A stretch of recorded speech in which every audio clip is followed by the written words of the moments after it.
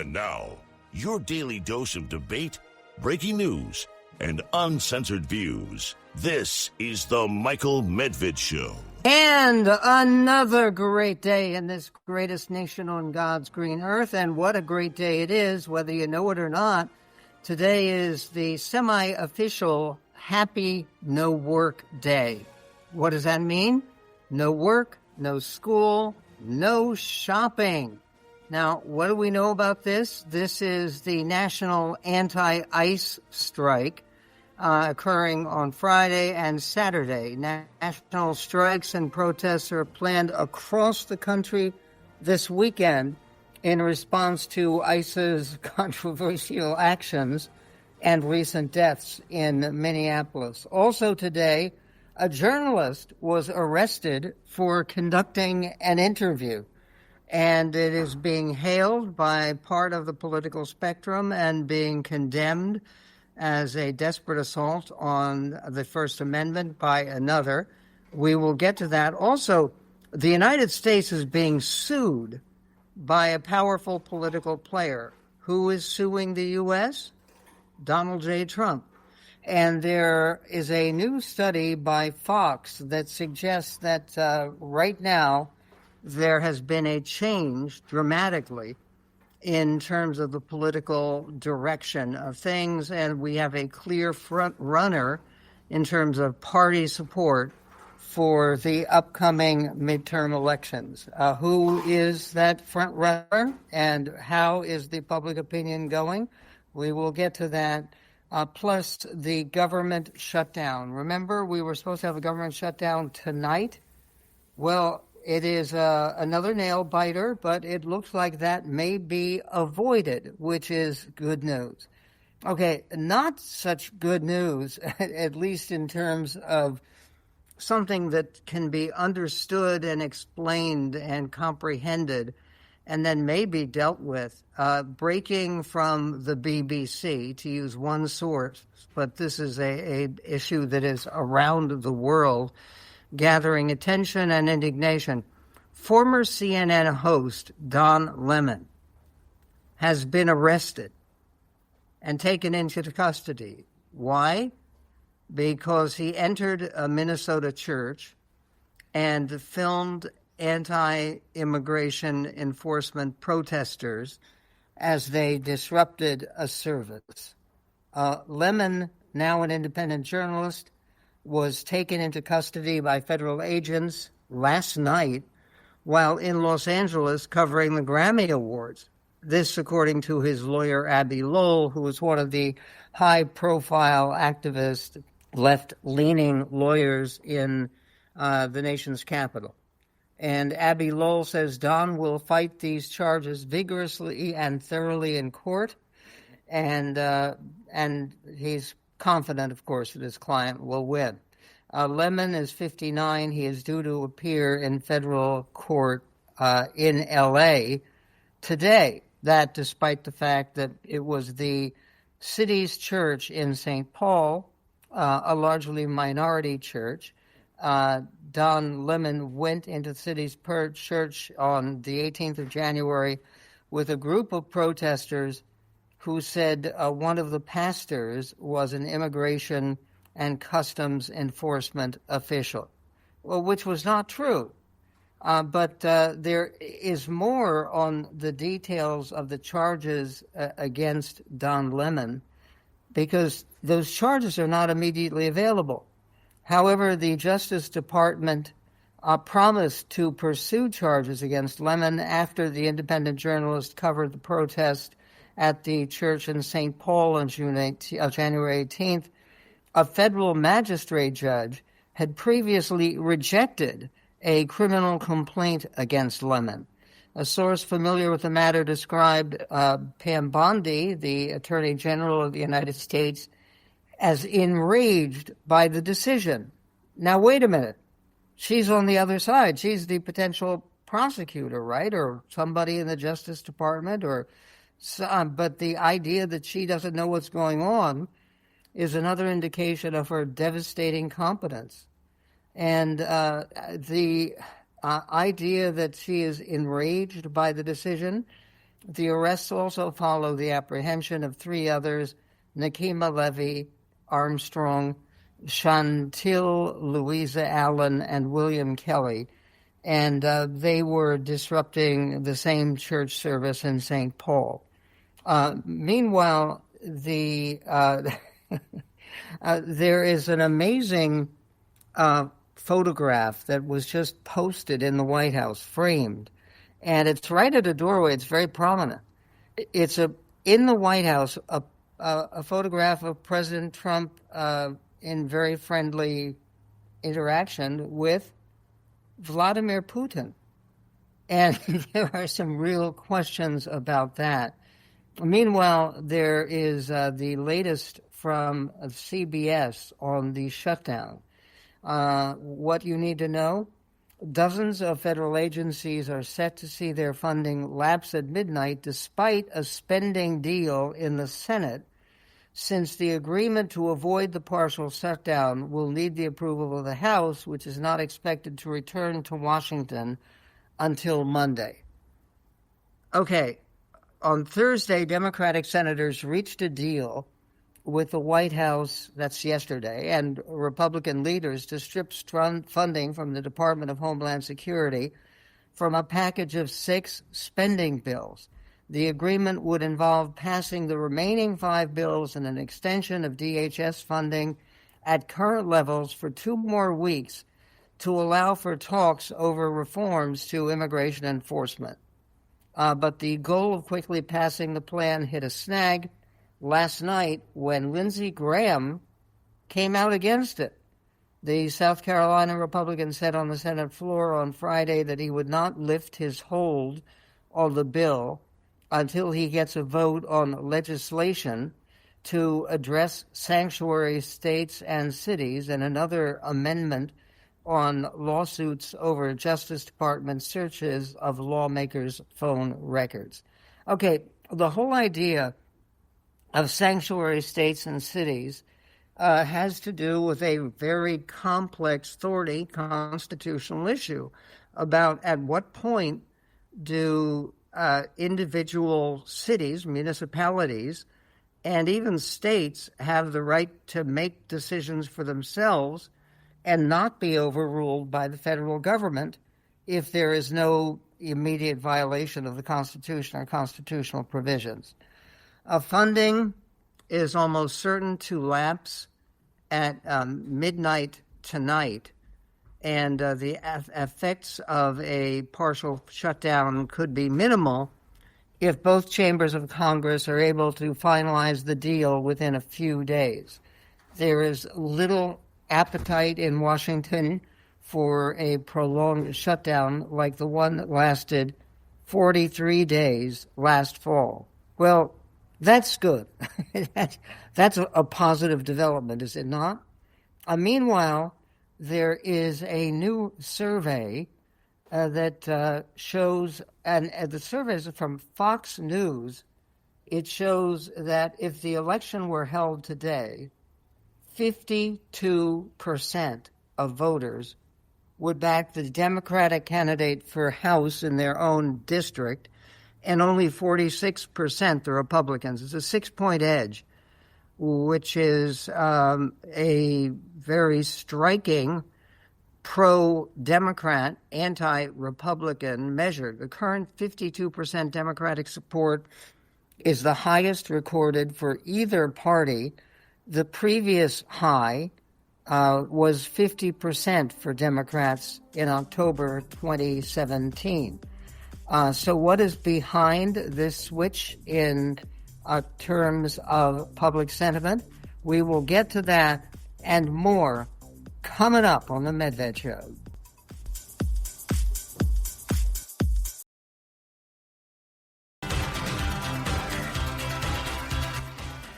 And on the Michael Medved Show, there is some big news from a big source of news, Fox News. Now, generally, when you hear a Fox News report and you hear a Fox News poll report, you're expecting some advocacy for the conservative cause, for the Republican Party, and so forth. Not today. The new Fox News survey released yesterday finds the Republican Party is seen as better to handle border security by 15 points and immigration by 5 points. But the Democratic Party is favored on transgender issues, health care, vaccines, helping the middle class, and affordability.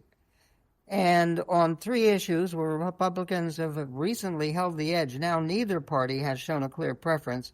The point is that the news headline is Fox News poll shows Democrats open up a generic ballot lead, 52-46 for the midterm elections. The survey also asks voters what President Trump's top priority should be. The economy dominates. The view that the Democrats can better handle affordability gives them an early edge in the generic congressional vote preference, where voters are asked who they will support in the U.S. House race in their own districts this November. While the question is largely hypothetical, this far out, it gives us a baseline for the coming election, according to Republican pollster Darren Shaw, who is reporting the idea that the Republicans are now 6 points behind across the country. And if this holds up, it would certainly mean that the Democrats end up taking over the House of Representatives, which, of course, is the historic pattern in midterm elections when you have a sitting president whose party controls both the House and the Senate. The survey shows that the election were held today, 52% of voters would back the Democratic candidate in their House district, only 46% the Republican. The current 52% Democratic support is the highest recorded for either party. The previous high was 50% for Democrats in 2017. And that 50%, by the way, which was less than what they have now, ended up delivering a Democratic landslide. The Democrats won 43 seats. That was during Trump's first term.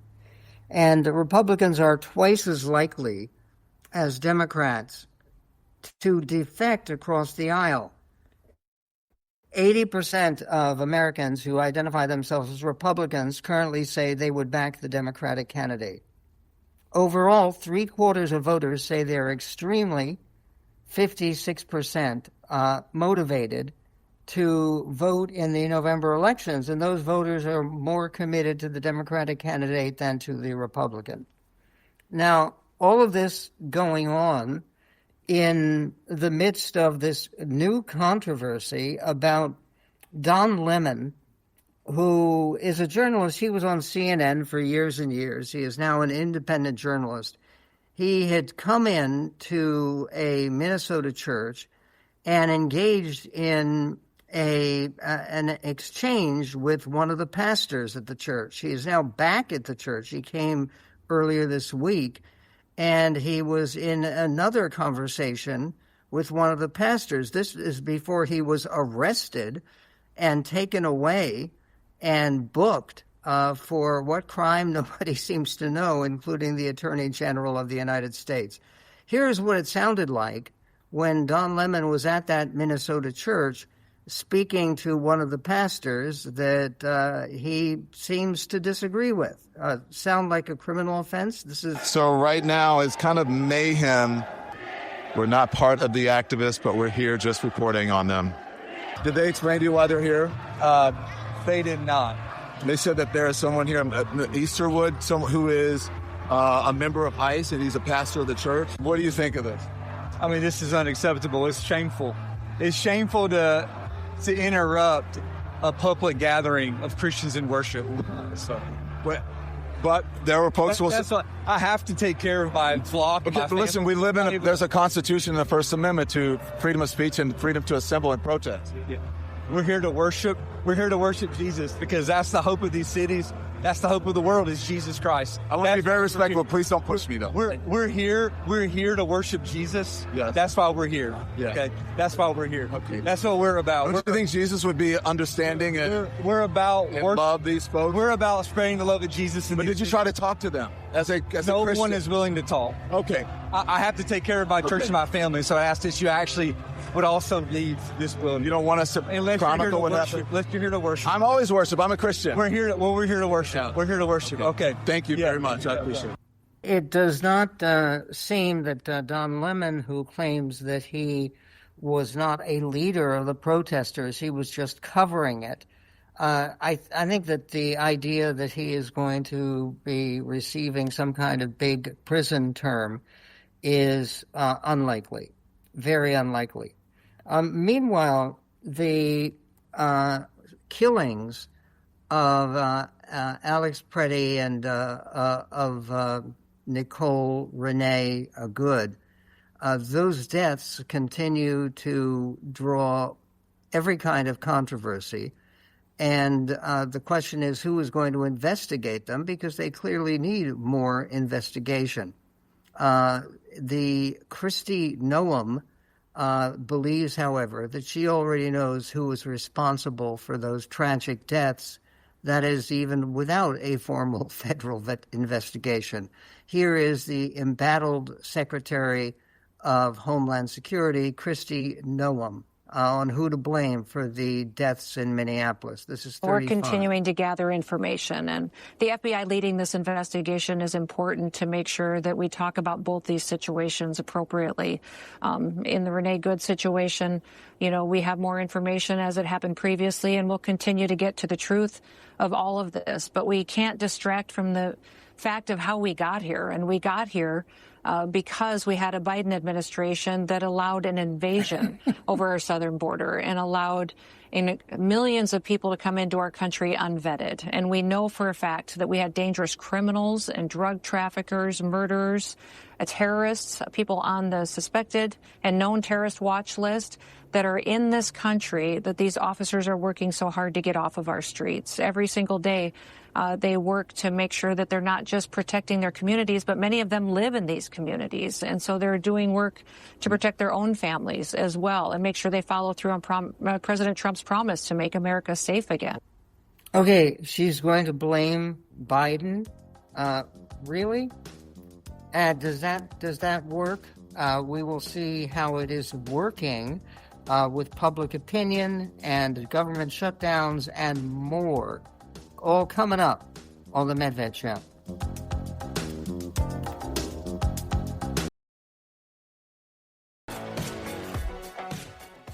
You're listening to a Best of the Michael Medved Show. To become a Medhead member today, go to michaelmedved.com. 34 minutes after the hour on the Michael Medved Show, your daily dose of debate. And the core premise of the new book, 7 Events That Made America America, is certainly debatable. And you're welcome if you believe that that core premise is dangerous, if it's wrong, if it's bad, is stupid. If you believe those things about a book that argues that, guess what? The vision of the Founding Fathers is highly relevant today. Not just because it's encoded in the Constitution of the United States, but because when it comes to most issues of liberty and individual responsibility and government, the founders were even smarter, even wiser than, dare we say it, Barack Obama and Nancy Pelosi. In fact, the 7th of the 7 events that made America America is the event involving the chill and thrill that went up Chris Matthews' leg on hearing Barack Obama speak. We'll get to that in just a moment. First of all, you call President Reagan's biggest mistake his decision to send Marines to Lebanon to try to bring some end to the bloodshed that most estimates now say 250,000 civilians died in the ongoing Lebanese civil war. President Reagan wanted to put an end to that. You believe that was a profound mistake. Why? Well, it's the way in which President Reagan attempted to do that. For this chapter, I was able to get into the Reagan archives, and I think I was the first one to substantially look at all of the correspondence and cable information in the Reagan Library that's been released. A lot of it's still classified. And the problem was that the Marines and, of course, the French paratroopers, many of whom also died in a separate attack, were sent in by without Hezbollah. a real... We should make it clear, by the terrorist group Hezbollah, which is still there. Yes. They truck bombs that it was really one of the first truck bombings. There was a previous small one, but this is one of the first large-scale truck bombings, suicide bombings. Just another Islamic technological breakthrough. Go ahead. Yeah. So the point was that when President Reagan sent them in, they were sent in over the strong objections of Caspar Weinberger and John Lehman, in that they didn't have a mission.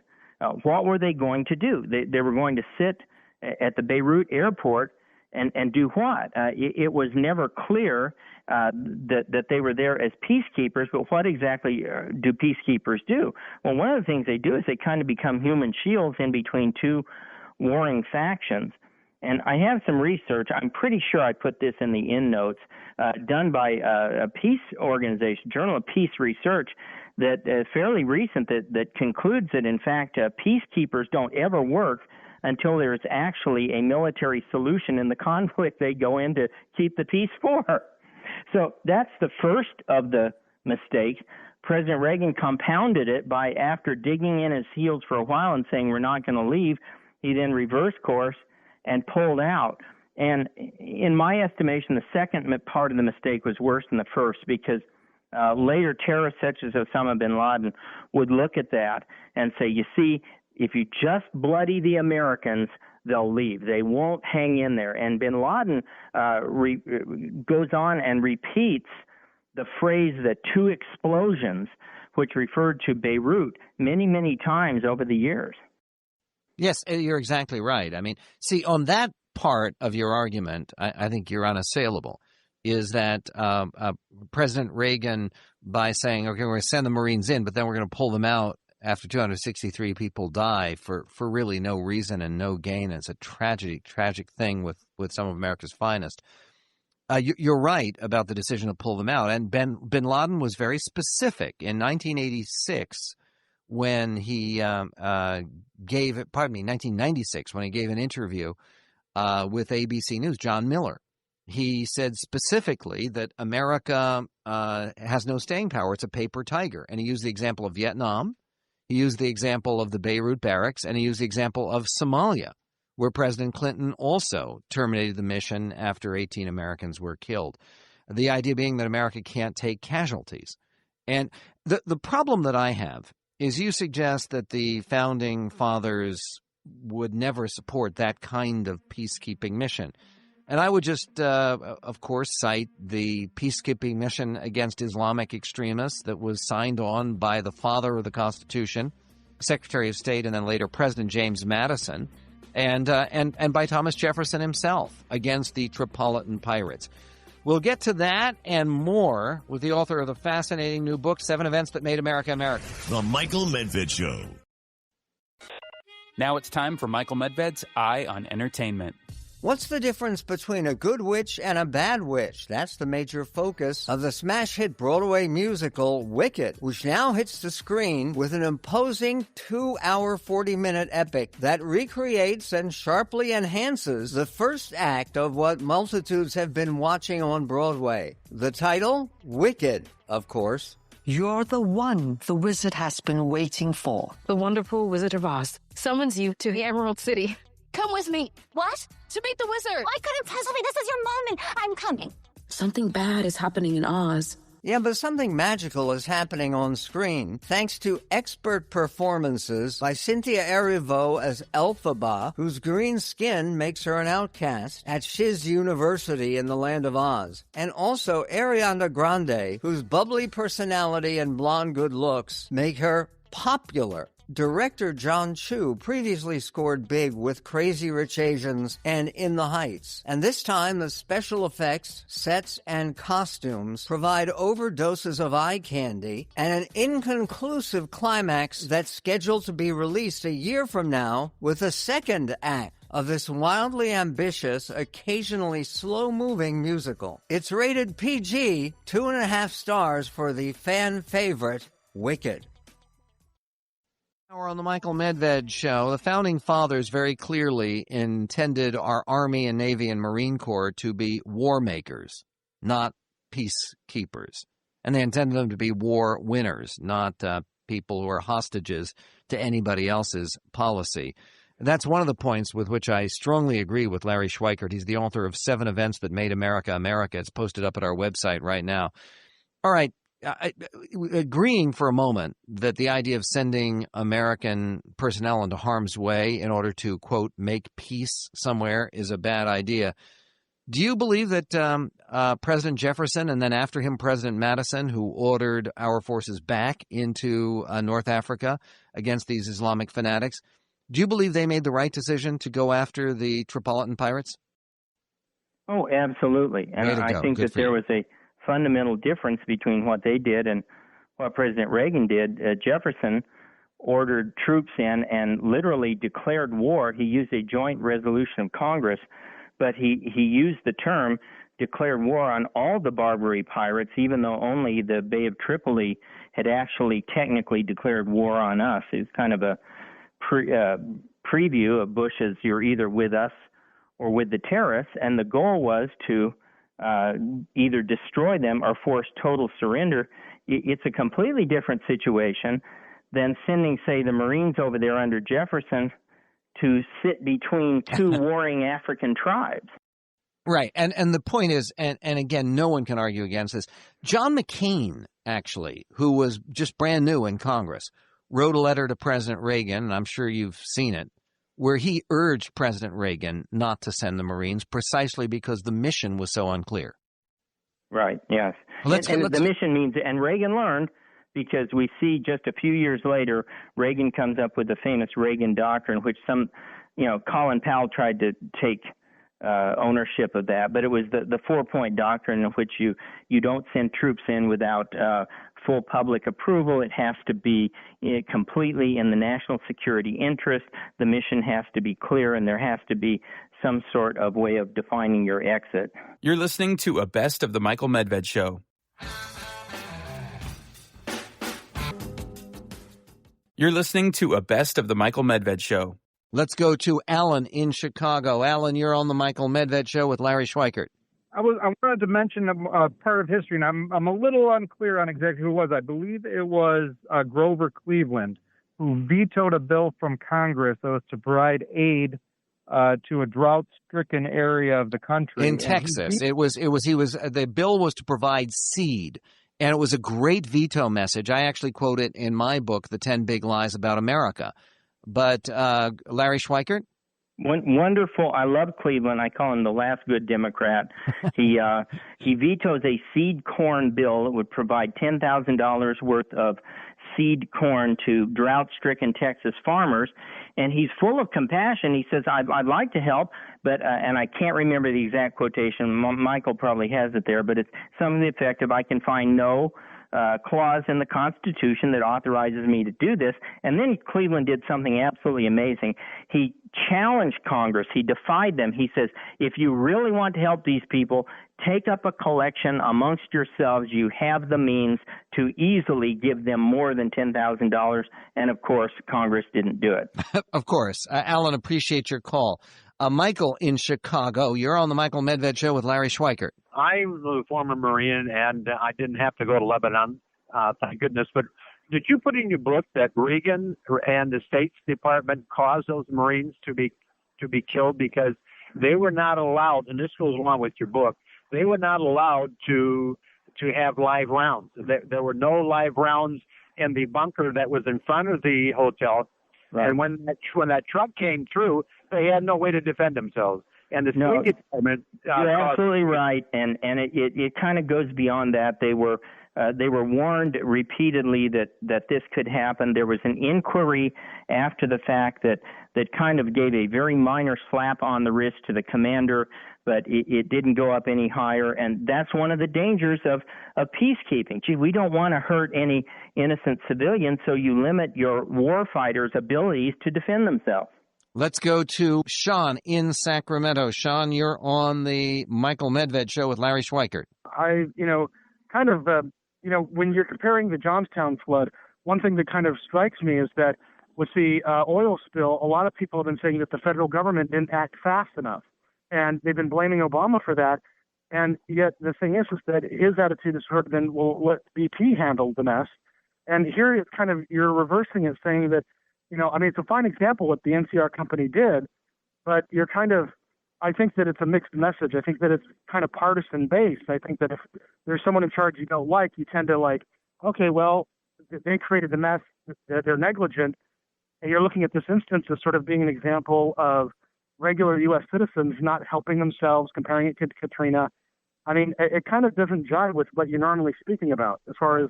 I think there's a world of difference, and I'll tell you why. Ordinary people, including the governor of Louisiana, who suggested it's not a solution, but it's at least something that will help stop the flow of oil onto the beaches. You have so many government regulations now that ordinary people cannot simply go out and mobilize themselves the way they once did to deal with this. I agree.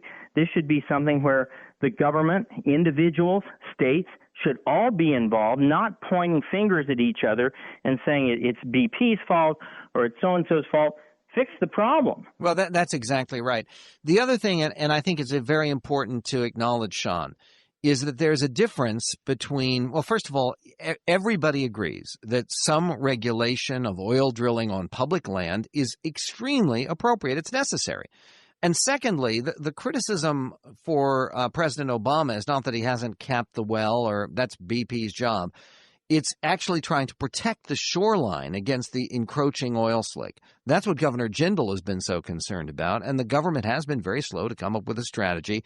And no, it doesn't necessarily help to consult James Cameron, who won't have the time to create a special avatar to move the oil slick far away. When we come back, one more event that made America America, Ike's heart attack. Larry Schweikert says that led to a whole obsession with the nanny state telling you what to eat and drink. Good idea? We'll get back to that and more with the author of 7 Events That Made America America. Check out an all-new podcast from Michael Medved called The American Miracle, available on Apple Podcasts and Spotify. Here's the cultural crusader himself talking about his new program.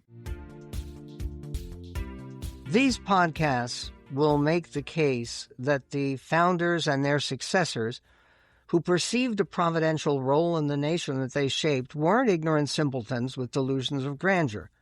It wasn't superstitious or irrational for the greatest minds of 200 years ago, giants such as John Quincy Adams and Daniel Webster, to seek a deeper meaning in the nearly simultaneous death of the 2 authors of independence on the Grand Jubilee, celebrating the 50th anniversary of their achievement. The perception of higher purposes and grand plans in that case, as in so many others, counts as appropriate, even necessary. The episodes advance no grand overarching theological theory and offer no bold prophecies, either reassuring or alarming, for the nation's future. They mean rather to recapture some of that same sense of wonder and gratitude that swept the nation following the glorious 4th of 1826.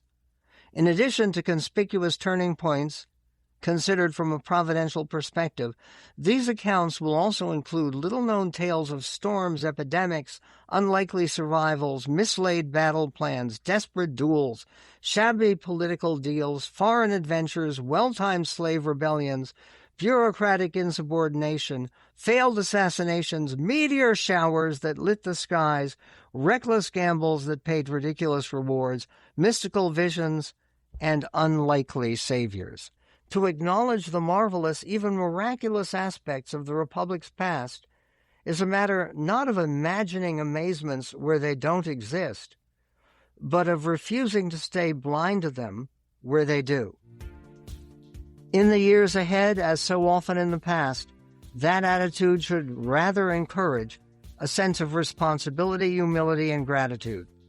Like the colorful collection of scoundrels and heroes who lived through countless past episodes of improbable triumph and inexplicable deliverance, we retain the personal and communal choice of how to respond to haunting, plentiful signs of God's continued collaboration in the American miracle. The American Miracle, available on Apple Podcasts and Spotify.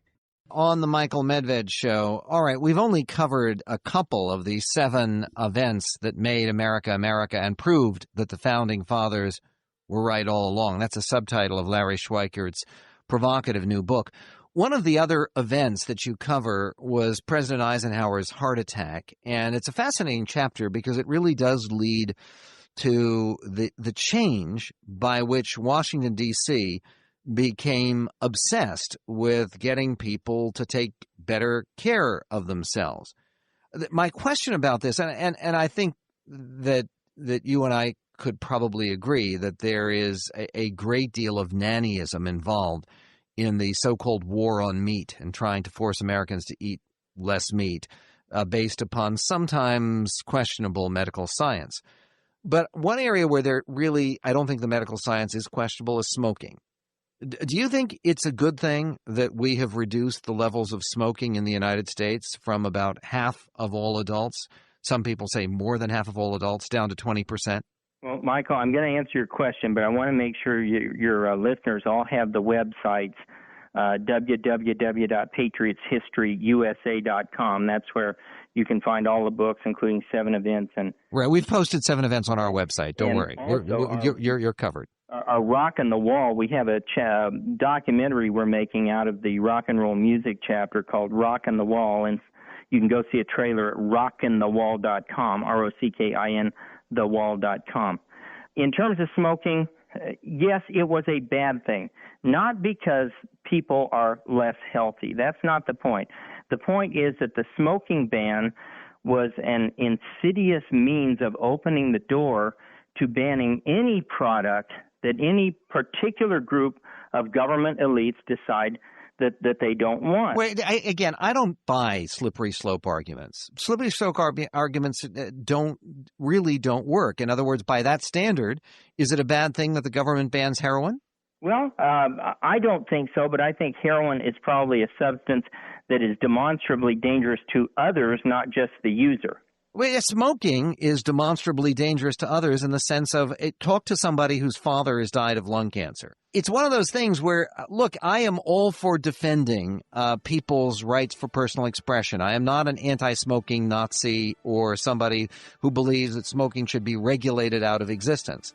However, a reasonable federal program to try to reduce levels of tobacco use it seems to me is just as reasonable as limiting, for instance, the availability of alcohol to young people. But in any event, these are all conversations that need to be pursued. They are conversations that will be raised by the provocative new book, The 7 Events That Made America America. Larry Schweikert, thanks for your contributions to this greatest nation on God's green earth.